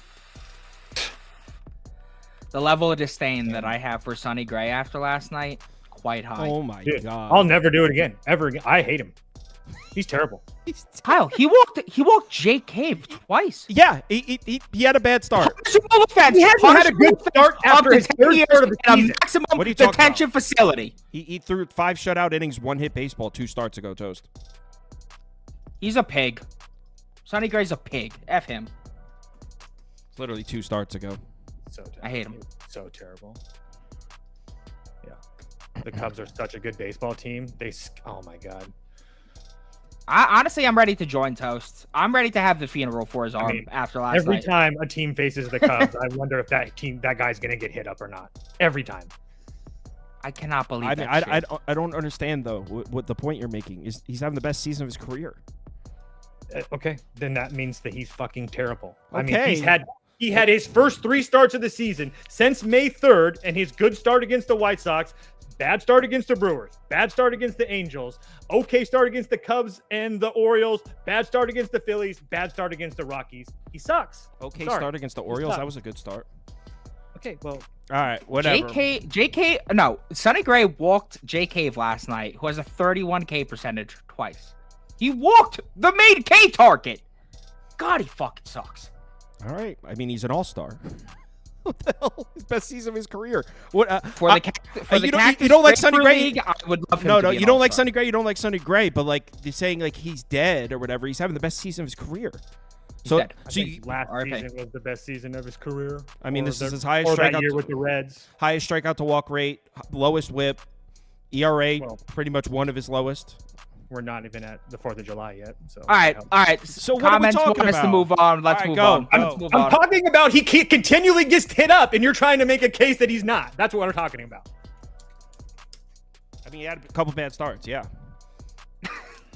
But so does Glass now just had a bad start. So, okay, do we think that the Rockies are back now, though? Because that's the thing. Because now they got 4 runs off of Ashcraft and 3 runs off of Gray. They got 7 runs off these guys 2 games in a row. Are they hitting now again? I don't know how to read this Rockies lineup. They're so back and forth. This was one of the games that I called you about. I mean, I felt like first 5 under 4.5 would be a solid play, considering that Gomber has been, really solid for the Rockies at home or on the road. I mean, he's had 1 bad start against the Astros and a lackluster start against it was a bad start against the Dodgers on the road. But I mean, besides that, he's been fine. I mean, I understand that the Cardinals bats have been waking up a little bit, but I don't expect them to really get to him a ton. At least that's what my initial thought. And then Lance Lynn on the other side, I understand that he hasn't been great, but he's also has really good numbers against the Rockies. And I don't think his numbers are terrible as an indicative as bad as it looks, I guess is what I'm trying to say. I mean, the Angels start, he gave up 4 in the first. He didn't give up anything else the rest of the way. So, and I don't think that the Rockies are going to, I don't think that the Rockies have the capability to get to him. So Beaver splits and stuff had me worried about Gomber and his power and stuff. So I passed, but it's only Rockies or pass for me, especially in the first 5. Yeah, I skipped this game. I don't really know what to do with it. I think what I wanted to do was this, but if the Cardinals lineup is dying, then I can't do that. But I mean, they scored 2 runs against the Rockies yesterday. It was okay. I will say they were coming home from a very long road trip. I bet them on the money line because I thought that Sonny Gray would pitch well. I didn't expect them to win the game 5-0 or anything like that. But I will say I think they're in a better position today to score runs than they were yesterday, because that was a long road trip, and they haven't had a day off in a while. So again, I just can't take the Rockies to score runs. Yeah, I feel you. So this is what I wanted to bet. Cardinals -1.5. Prop here. I think honestly what I would do in this spot, because when I was talking to Toast on the phone, I was looking at Gomber's splits. I was leaning towards his K under, but the problem is this dude strikes out lefties at an absurd rate on the road. And the Cardinals are freaks and they start 4 lefties against left-handed pitchers. I mean, what type of strategy is this, Marmol? Come on. So they do that because why not? I mean, we're the Cardinals. We like to lose. So they do that. I would probably go with, I'm trying to pull up the odds for it right now. Sorry. I'd probably go with a Nolan Gorman prop. He is a lefty. And not only is he a lefty, but he's a guy with reverse splits. This dude absolutely smashes left-handed pitching. We wind up doing this earlier this season. I forget who it was against. And we got some really nice odds on it. So you could get over 1.5 bases plus 145 on FanDuel. And Nolan Gorman at home has a 170 WRC plus against lefties. He's a 308 ISO, 944 OPS. And then when we go to Austin Gomber, what I was noticing with this Austin Gomber character is, if we go ahead and we look at his splits, is that against lefties, he has a 300 ISO against them. That is massive. So every time that he's getting hit against lefties, it is with a ton of power. So that's what my idea was. If you're going to go for a prop here in terms of fading Gomber, you go with Mr. Nolan Gorman, who's just smacking the shit out of the ball against lefties, and Gomber, who's allowing lefties to smack the shit out of the ball. 2.8 home runs per 9 is Gomber against lefties, and we got Gorman, who's just killing the ball against lefties at home. So Gorman, and he's by far hit prop or something? Gorman over 1.5 bases plus 145. Gorman, he's by far total bases, their hottest hitter, and I think he's got 2 hits or more in 3 of his last 5 games and a hit in 4 of his last 5 games. So yeah, he's hitting the ball really well right now. So I actually kind of want to bet this. Did you guys see what I brought up on the screen? The Rockies bullpen. Kinley 3 days in a row. Beeks 2 days in a row. That's why I said first 5. I kind of want to bet the Cardinals. I think I'm going to bet Trust this. me. Yeah, I'm betting this now. I'm betting this down. I'm letting my loss from yesterday cloud my vision here, when I should take the Cardinals here. The Cardinals have been hitting. I'm not going to let the fact that they didn't hit the last 2 games all of a sudden. Oh, I can't trust this lineup. I wouldn't even say they didn't hit the last 2 games. I mean, they scored 4 runs in Houston. They hit a couple long balls. I think yesterday was the only day they really didn't do anything. I mean, to be honest. I'm betting this right now. Plus 122 on FanDuel. 1 second. Sorry. I mean, that's a decent plus price. Yeah, after yesterday's game, too. I don't know if I could really put Nolan Gorman out there, though, in terms of a ticket, because only one book is offering him at 1.5. What the hell is that? One of the hottest hitters in baseball. Bet placed. Classic books. Evil bastards. All right, let's move on to the next game, which is Houston, L.A., and the chat this morning was all over the place on this one. People are on the Angels. People are on Houston. I'm on the under. Like everywhere. I thought you were on Houston. No, I don't know. If I was to take a side, I would take the Angels. I thought everybody liked Houston because you and Capper were on Houston, because he likes Houston as well. Oh, that's who was on Houston. Yeah, there were people. Yeah, that's right. Ron was in the chat and he liked Houston. Yeah. Sense. No, I'm on the under. Okay, so I'll go first. And I think this is a sneaky spot to back both of these starters. And I feel like everyone's looking at this matchup. Framber Valdez, Griffin Canning, Houston, LA, in LA. The Angels have been hitting lefties and just rocked Framber Valdez. It's Griffin Canning, a fade guy. I think everyone's thinking runs, right? Well, I actually like the spot for both starting pitchers. So first of all, Griffin Canning's pitched really well against the Astros 2 straight starts. Back-to-back, one dating back to last season. So he's pitched well against this team in back-to-back starts against them. Also, the Houston Astros have not been scoring runs on the road this year. In fact, on their bottom 5, bottom 6 lineup on the road this season. So the fact that this game's in LA, historically, the Astros score a lot of runs here. But this year, this is not the same Astros team. They're not scoring away from home this year. So the fact that this game's in LA, Griffin Canning's pitched well against this lineup.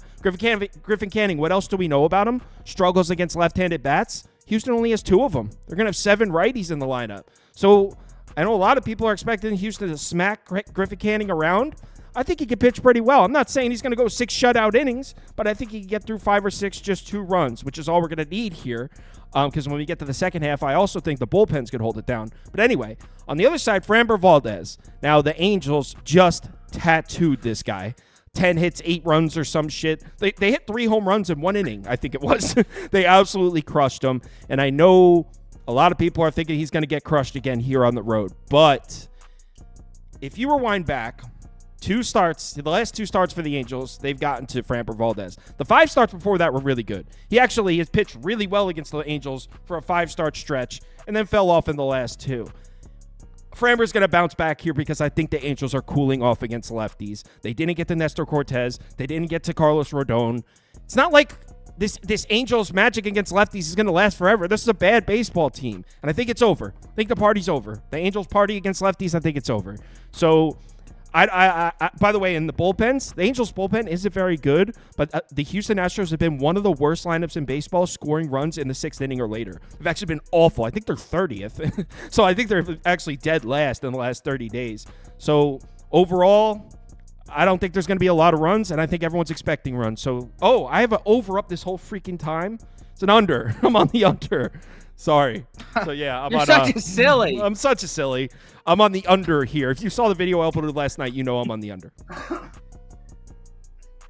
I played Angels first 5 team total over 1.5 at -125. I think your under can hit, and I can still hit this. So, if you guys know me, I love Framber. He's one of my favorite pitchers in this league.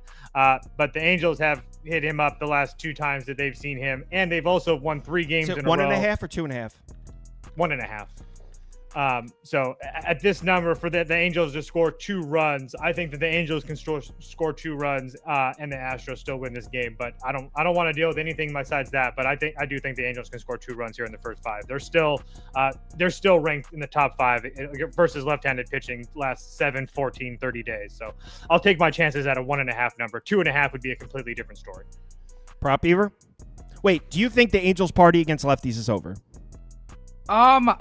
I don't know. It's pretty tough. I gotta say, you know what? I will say, yeah, I think it's starting to become over because I backed them against Nestor and I felt a little lucky to get my cash there.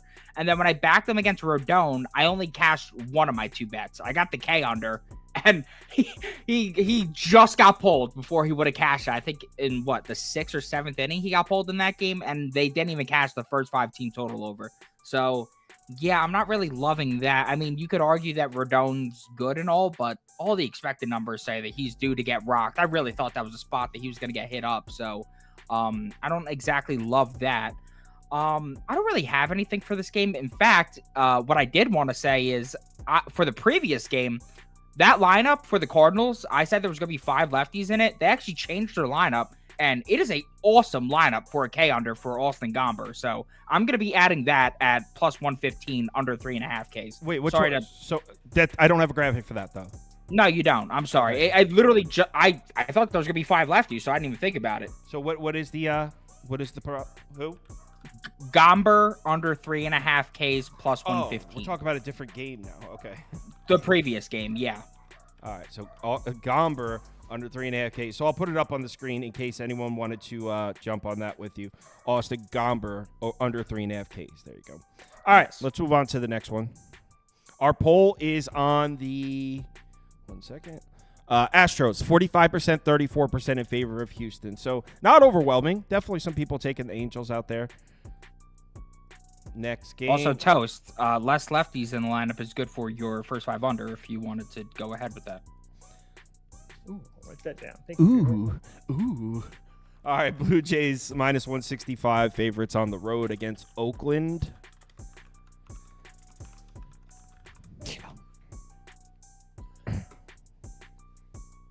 All right. Chris Bassett making a road start.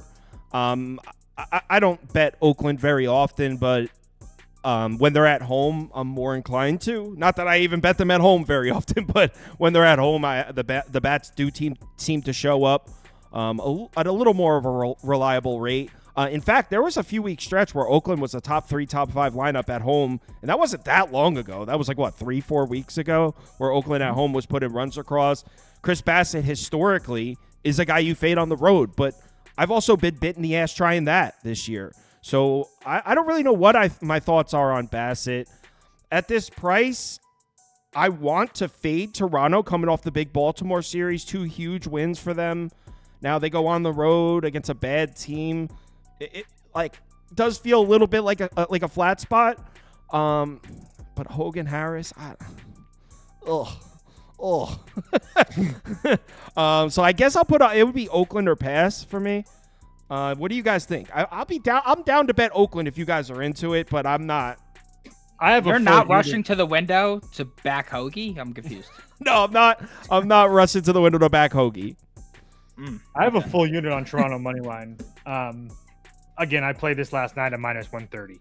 So, 35-cent line move to the Blue Jays. Yeah, I personally love this spot for Toronto. That's why I have a full unit on it, not at -160. So if you really, I guess if you wanted to sprinkle -1.5, you want to, but it's a completely different play. But at -130, my head was we have a Toronto team that don't look now is kind of sneakily on a run, 7-3 their last 10 after getting those, I guess, give me series with Toronto, or I'm sorry, Pittsburgh and the White Sox, and then splitting that series with Baltimore. I understand they got to travel across the country, but the one thing that you don't have to worry about is really Oakland scoring runs, because Chris Bassett loves going and pitching in Oakland. His last 2 times in Oakland, 8 innings, 7 hits, 1 run, 8 innings, 6 hits, 2 runs.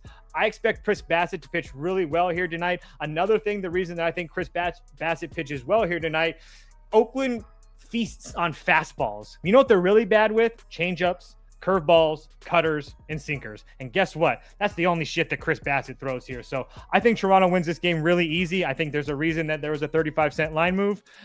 So yeah, I'm on the Jays. You laid the 1.5? No, I played the money line at -130 last night. Prop Beaver? I'm sorry, I was just so distracted. I was looking at the ump for the Cardinals game. This might actually be the worst ump in the league. Holy fuck. Brian Walsh, my lord. Like, this dude, Cardinals Rockies game has Beaver strapped out. He doesn't know what to do right now. Yeah, because now I'm looking. This dude needs glasses. Holy shit. So for this one, I think you pick Chris Bassett to record a win +120, or you move on with your life. I'm gonna move on with my life. Hey, that's always a pretty good option, but there's a pretty good trend working in my friend Chris Bassett's direction. I sent the tweet to Toast earlier. Let me find it real quick. Every time I see this, it blows my mind, because what do we think when we think Chris Bassett on the road? I know, this was man. wild. He's ass. Wild. He's ass. Fade this man on the road. No. In fact, Chris Bassett's teams are 22-0 in his career when he starts as a road favorite of more than -135. That is insane. So I simply see no reason to really just not run with that. So I don't really love it. I don't love the fact that they're traveling from Toronto to California after beating their division rival twice. That's the thing that I don't love about it. But every other thing is really working for them here. Bassett's going to face an Oakland lineup with 6 righties in it, most likely. What do we not like to back Bassett against? Lefties. But if he's going to be seeing righties, he should be pretty fine here. This Oakland lineup couldn't hit their way out of a plastic bag. Out of paper bag right now. And Hoagie Harris. Hoagie, I don't know about Hoagie. I don't know if he's a guy we can trust. I mean, the Jays against lefties aren't good, but look at who they're facing. I mean, this team can't catch a break. They're just facing a gauntlet of really good lefties. So I would like to see them against a bad lefty for once. Maybe they could rock this dude. So here's the thing. Yeah. Here's the thing, and I think you guys are both suffering from this disorder. It's very common. So what do I always say about the Blue Jays, man? They got some stars on the team. They're a pretty popular team as far as people know them, people follow them, people regard them as a good team. All it takes is for a few good games to all of a sudden people to be like, we completely forgot how the Blue Jays couldn't hit for a month. And you guys are just down to back this lineup on the road like they're definitely going to show up at this price. I didn't pay. I'm backing them at +120. And I got him at -130. I mean, I got 35-cent CLV. I'm backing them at this +120 price. God damn it. I mean, I was more talking to the 70% of the people that voted for the Blue Jays at -165. Yeah, I get. Yeah. I agree with you now. All the value is on Oakland. 100%. at 140. All right, let's move on to the next one. I don't think I'm going to bet that, though. Oakland. Last game up. Should we talk snakes ball? Yeah, we can. That's usually when Prop Beaver gives a hiss. Shout out to the ump in that game. Fantastic call last night. My lord, the under dude. for all of us. Love you. Love you. Love you, man. Love you, man. That was great. Love you, dog. That ensured a 2-unit day for me, so love you. Shout out Angel Hernandez. Shout out CB Buckner. Arizona, San Diego. So I did a video on this one. I didn't actually place the bet, but where I said I was leaning in the video and still leaning that way would be Arizona in the first 5. So Prop Beaver was actually the one that did the notes for the video I made. Brandon Pfaadt. So we actually saw this exact pitching matchup about 1 month ago. Brandon Pfaadt, quote unquote, got hit up. 10 hits and 5 runs. But here's the thing.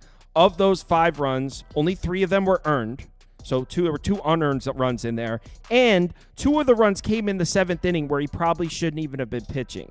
They were just trying to savor whatever they could from the game. Because what was the final score of that game? 12-1, right, Prop Beaver? They got absolutely smoked. 13-1. They got their 13-1. dick kicked in. And I believe their bullpen had some pretty severe usage the night before. And Pfaadt is very efficient. So they were just like, they threw him out those innings. Yes. So they threw him out in the 7th inning.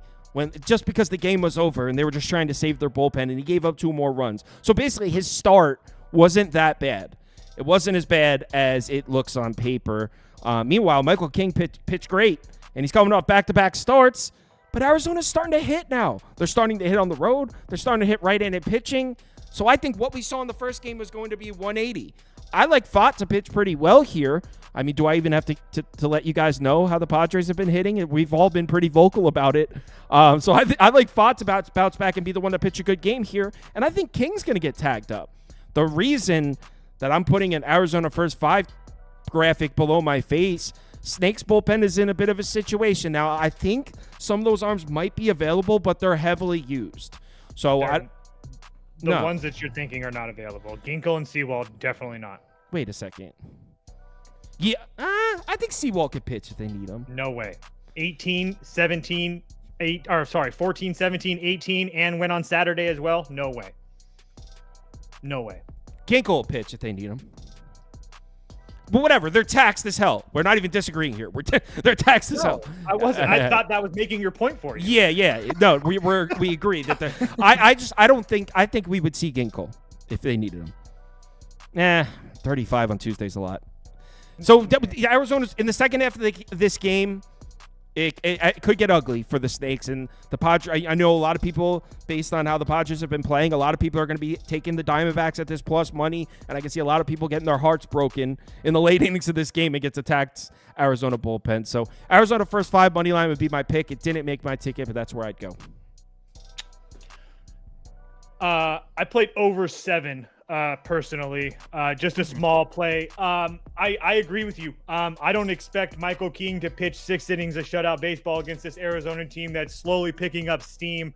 I truly think that he gives up a couple here. He's also looked really good his last couple starts. Usually that's kind of like starting to see a little bit of a trend with him. He usually looks good for a couple. He looks bad for a couple. He looks good for a couple. He looks bad for a couple. My point being is that with Arizona heating up a little bit, I expect him to give up a couple. And then on the other side, I expect him to pitch well. He had 2 bad starts I will say that San Diego knows him a lot. He has only been pitching since last year. This will be his 4th time seeing the Padres, but I will say his 2 bad starts against the Padres did come on the at home. The one start at home against the Padres, he went 7 innings, didn't give up only 1 hit and a run. But I do think that he's going to give up a couple runs here. I just feel like the Padres, after getting screwed last night, are capable or at least owed a couple runs. In my head, they score a couple. And then like you talked about, the bullpen for Arizona is kind of taxed. So I doubt that we see a clean innings late in this game. And then as far as the Padres bullpen as well, Estrada gave up went yesterday for 18. I bet you they gave him the night off after a not so good performance yesterday. And if that means he's out, that means you're not going to get Suarez unless it's in a closing situation. Morgeron hasn't been great. De Los Santos has went 2 of the last 3 days. So it's not like the Padres. I know that they're not taxed, but I also don't think the Padres bullpen's in that great a shape either, personally. So, yeah, I went with over 7. Oh, yo, I thought that comment you were saying to me, how I said I would pick this, but I didn't bet it. He was talking about something else. That's why. So my response is not to. He was talking. Wow, that's messed up. No, I didn't say anything disrespectful. I thought he was saying, because I said I'm passing on this game. I thought he was like, don't pick it then. I was like, dude, that's what we do. That's our show. But he was talking about someone else who's like, I have to bet the game. So prop Beaver. Everything you said, retweet. I agree with you because I helped everything. Who said me or him? You, because I literally helped you write the video. So yeah, you took my points. My bad. I should have let you do that one because I think you actually bet it, right? No, I didn't. Okay. I think really what made me not bet it is that stupid ump call last night. I hate events like that because it makes me think a bit like you got motivation for the Padres coming into this game. Not only have they lost, if there's one thing the Padres don't have, it's motivation. They don't try. I mean, they don't try, right, Toast? I don't know if it's that they don't try. It's no, they get paid. They don't care. They're not like the Yankees, dude. My Christ, do they have bad luck? And they just they're not. They're not luck filled. God forbid Fernando Tatis smiles on the baseball field. I will lose my mind. Is one of the hottest hitters on the planet right now. Yeah, but he was just laughing out there, Toast. He's just laughing. I know. I'm joking, He's a bro. good dancer too. I'm joking. I know you are. Yeah, people get mad if someone's enjoying themselves on the baseball field. I was gonna say you thought I was worried. I don't think you were in the Discord that day, but that was a thing. People were like, "How is he having fun?" Oh, really? We were all losing our Padres bet, and they showed Fernando Tatis, and he was like laughing, dude. He wasn't like all out like. It's mid-season of a kids game that they're. Can playing. I tell you guys? Here's a stat. They get paid millions of dollars. They don't have to stress about anything in life, really, unless real problems, obviously. Here's an unlucky stat for you about the Padres. In the last 5 games, the Padres have gotten a quality start by their starter, so they've went 6 innings and gave up 3 or fewer runs. They've out-hit their opponent, and they've lost the game. No other team in Major League history has gotten a quality start, out-hit their opponent, and lost all 5 games since 1913. What are we doing? And they still have a better record than the Giants. They're still not motivated. And they still have a better record than the Giants.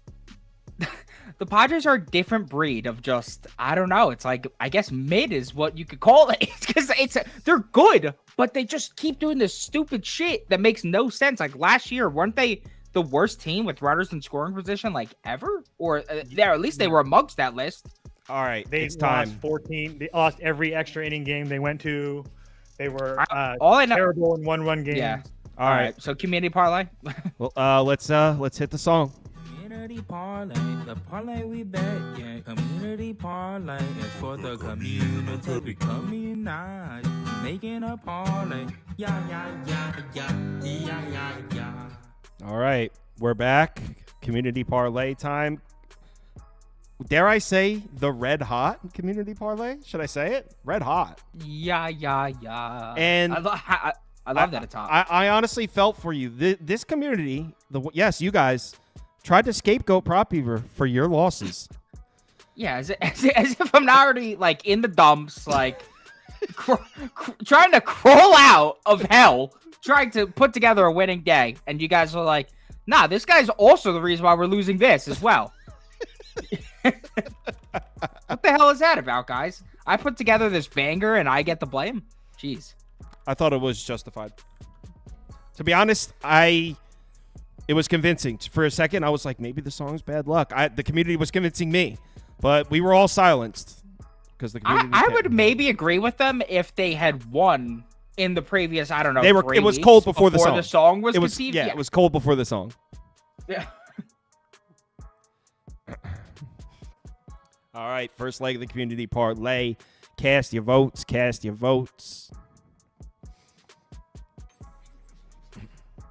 Could the community parlay hit twice in a row? You know what? Historically, The community parlay does hit in bunches. I will say Comes that. in bunches. And then It's true. and then it won't hit That is for true. a month, and then it'll hit 4 out of 5. Dude, how about this bet is a fun bet that we do as a group in case you're one of those people that were commenting the other day. That was crazy.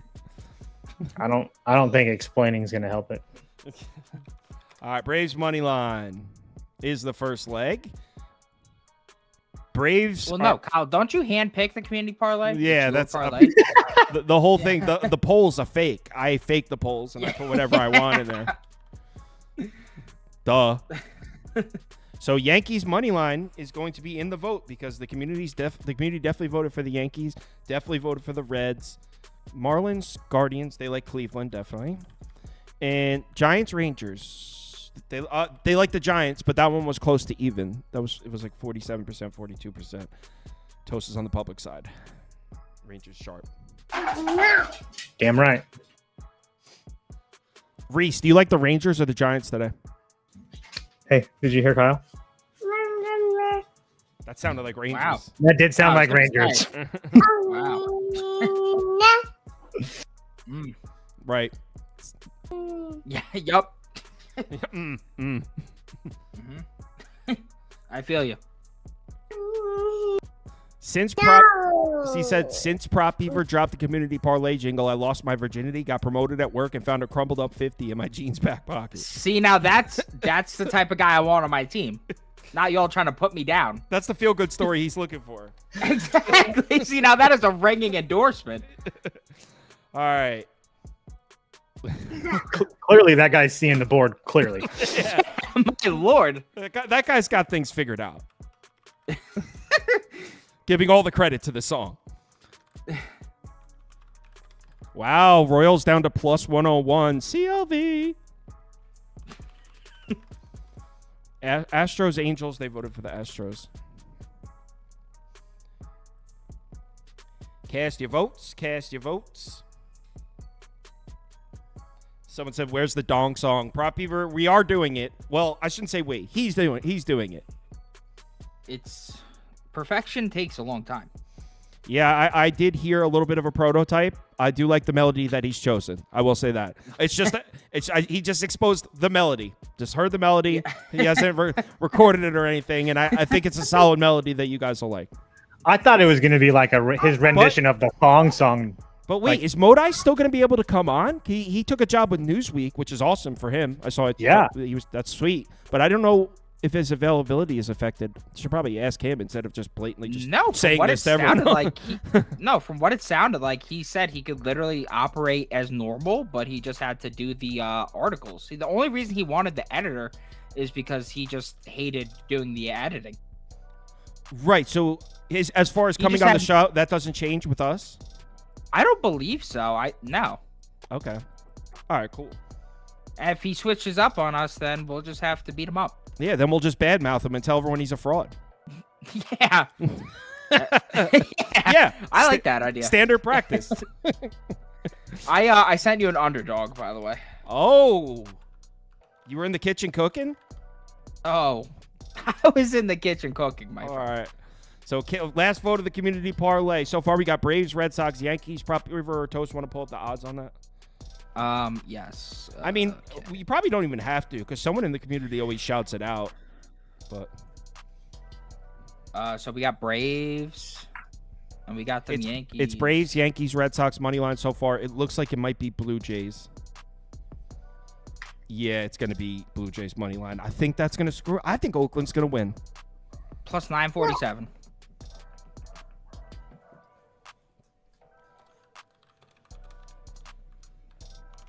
Community parlay.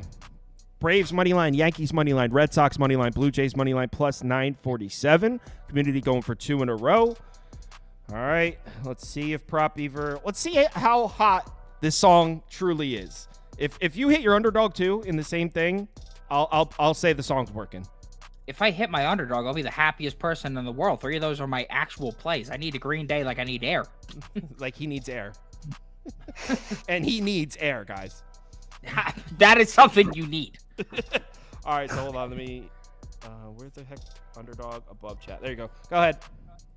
All right, so we got 4 plays in this one. I'm going with higher than 16.5 pitching outs for Mr. Reese Olson. Feel like the Brewers lineup is being a bit overvalued in this one. Reese Olson at home is a wagon. Like him in this spot. We're going with Cole Irvin, higher than 2.5 earned runs allowed. There's no first 5 team total on underdog, but I still like this quite a bit. The day of reckoning is coming for Cole Irvin. Bryce Miller, lower than 4.5 Ks. Royals at home are excellent at not striking out.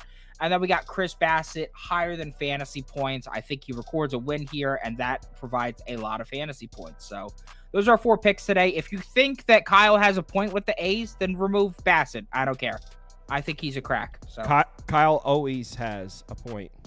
No, incorrect. If you don't have an Underdog fantasy account, it's available in any state highlighted in this map. So if you're in one of the states highlighted in yellow, head over to Underdog Fantasy, the website, or download the app. When you make your account, make sure you use the promo code BET. BET. That'll get you a $100 deposit bonus match. So if you deposit $100, they will give you a free $100 to play with. Thanks everyone for watching. Almost 2,000 people in here today. Fridays are always a good one. I think I've had. Oh no! Last Friday was great for me. So I had a little losing stretch of Friday nights in there, but last Friday was a really good one. So never mind, that's over. Hopefully we have a good one tonight. My bets are all posted on the site, but I'm posting 2 more. Cards and Royals are the. Oh no! I already bet. There's 2 more I have to bet, and I can't remember which 2. I said it on the show though, so you know what they are if you listened. Tomorrow, 11:30 a.m. Eastern time. 11 a.m. we'll be on with Scoop to do MLS. So if you want to bet some MLS soccer, come on at 11. We'll do the baseball at 11:30. Let's have a good one, guys. Remember to bet responsibly, and I'll be in the Discord if you need me. Oh, betting league starts Monday. Monday, the league starts. I ordered trophies. Instead of plaques, we're doing trophies. It's a little baseball trophy that says Sauce Network Handicapping Weekly Champion. So you get $100, and you get a trophy mailed to you if you win for the week. All right. Later, guys. Have a good